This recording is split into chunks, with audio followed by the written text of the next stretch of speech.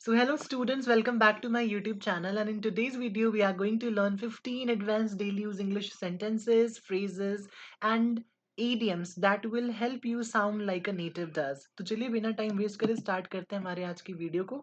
And please अगर आप हमारे चैनल पे नए हैं और आप अपनी इंग्लिश इंप्रूव करना चाहते हैं तो चैनल को सब्सक्राइब कर दीजिए और बेल आइकन प्रेस करना बिल्कुल मत भूलिएगा। तो आज का हमारा जो पहला फ्रेज है that is you do you I do me. You do you I do me का यूज हम तब करते हैं जब हमें ये कहना होता है कि जो आपका मन करे वो तुम करो और जो मेरा मन करेगा वो मैं करूंगा। तो अगर आपको कभी भी ये कहना है कि जैसा तुम्हारा मन करे वैसा तुम करो और जैसा मेरा मन करेगा वैसा मैं करूंगा, तो ऐसे सेंटेंसेस को बोलने के लिए हम यूज करते हैं you do you I do me. जैसे फॉर एग्जाम्पल, जैसा तुम्हारा मन करे वैसा तुम कीजिए और जैसा मेरा मन करेगा वैसा मैं करूंगा, कोई किसी को डिस्टर्ब नहीं करेगा। तो इसी इंग्लिश में हम बोलेंगे you do you I do me, no body will disturb any. चलिए, आज का हमारा जो नेक्स्ट सेंटेंस है that is I have a bone to pick with you.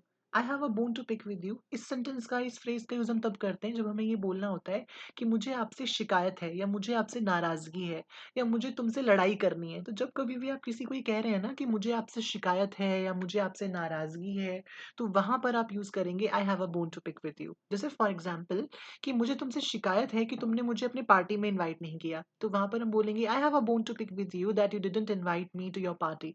एक सेंटेंस आप ट्राई कीजिए और मुझे बताइए कि इसे इंग्लिश में कैसे बोलेंगे कि मुझे तुमसे शिकायत है कि तुमने मुझे इन्फॉर्म नहीं किया। मुझे तुमसे शिकायत है कि तुमने मुझे इन्फॉर्म नहीं किया, इसे इंग्लिश में कैसे बोलेंगे? प्लीज इन सेंटेंसेस को कमेंट में जरूर ट्राई कीजिए ताकि आप इन वर्ड्स को, इन फ्रेजेस को सिर्फ सुने ही नहीं बल्कि सेंटेंस में कैसे यूज करते हैं ये भी सीख सके।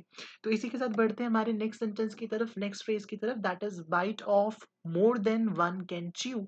Bite off more than one can chew, इसका मतलब होता है कि जितना संभाल सकते हैं उससे ज्यादा रिस्पॉन्सिबिलिटी लेना।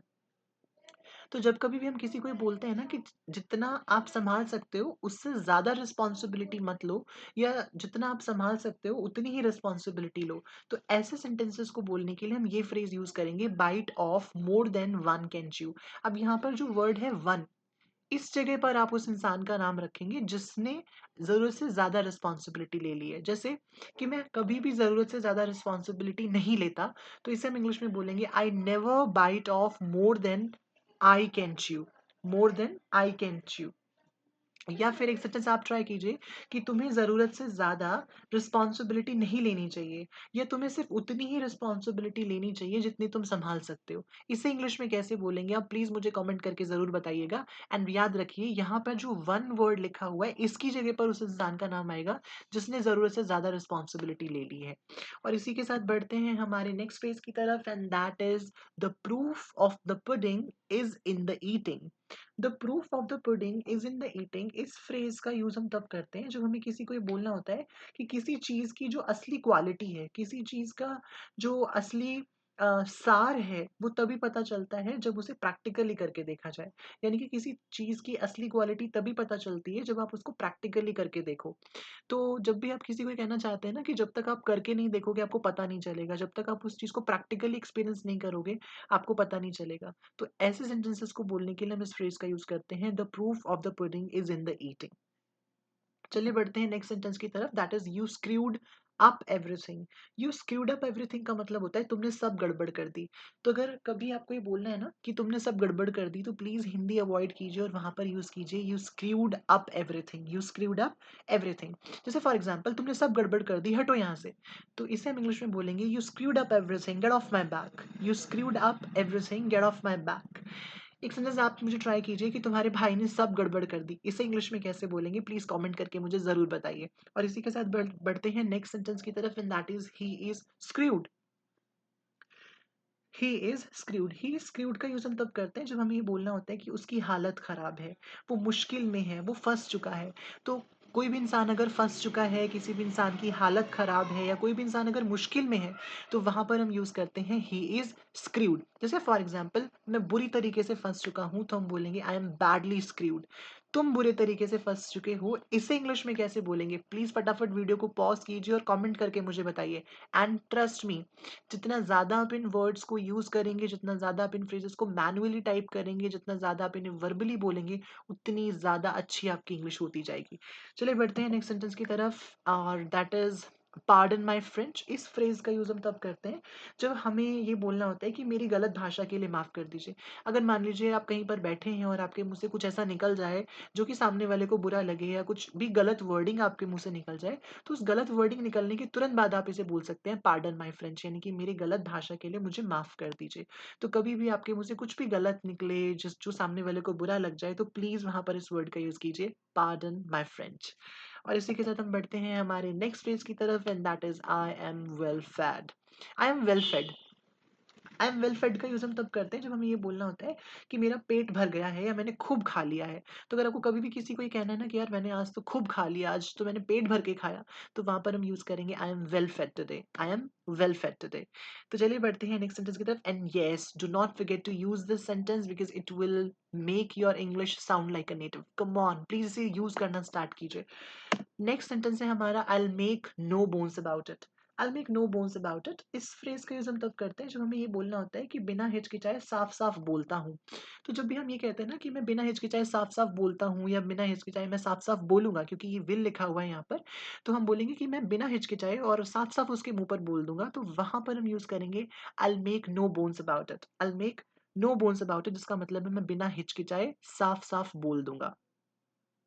तो अगर आप भी एक ऐसे इंसान हैं जो कभी भी ऐसे बोलते हैं कि यार मैं बिना हिचकिचाए, बिना किसी झिझक के ना साफ-साफ बोल दूँगा, तो वहाँ पर आप प्लीज़ इसे यूज़ कीजिए, I will make no bones about it, and trust me आप बहुत ज़्यादा अमेजिंग साउंड करेंगे, and your English will turn into a वाह वाह वूम इंग्लिश।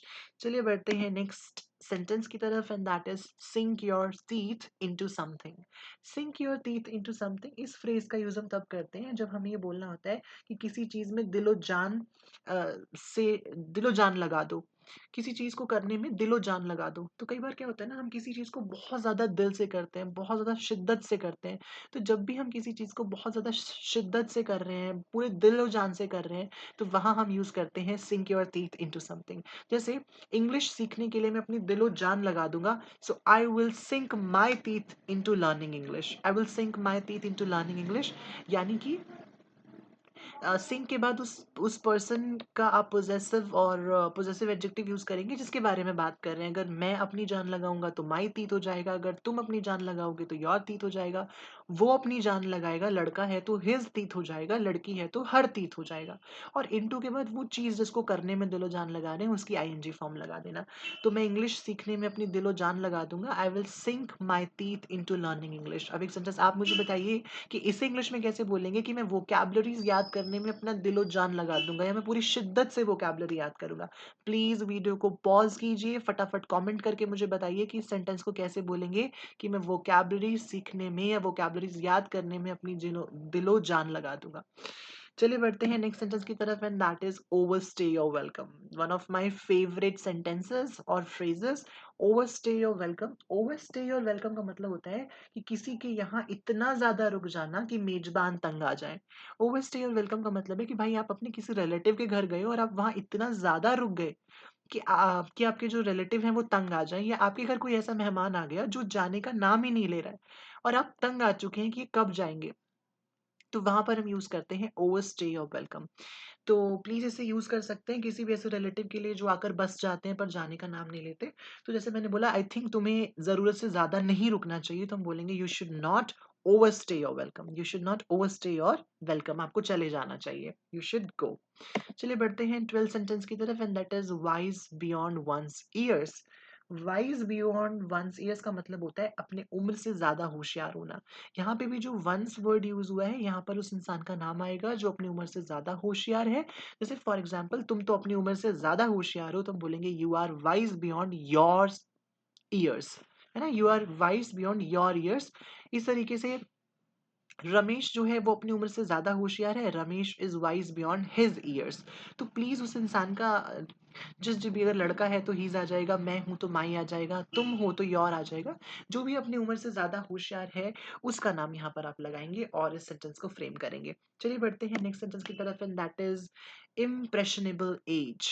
इम्प्रेशनेबल एज, इस फ्रेज का यूज हम तब करते हैं या इस वर्ड का यूज हम तब करते हैं जब हमें ये बोलना होता है कच्ची उम्र।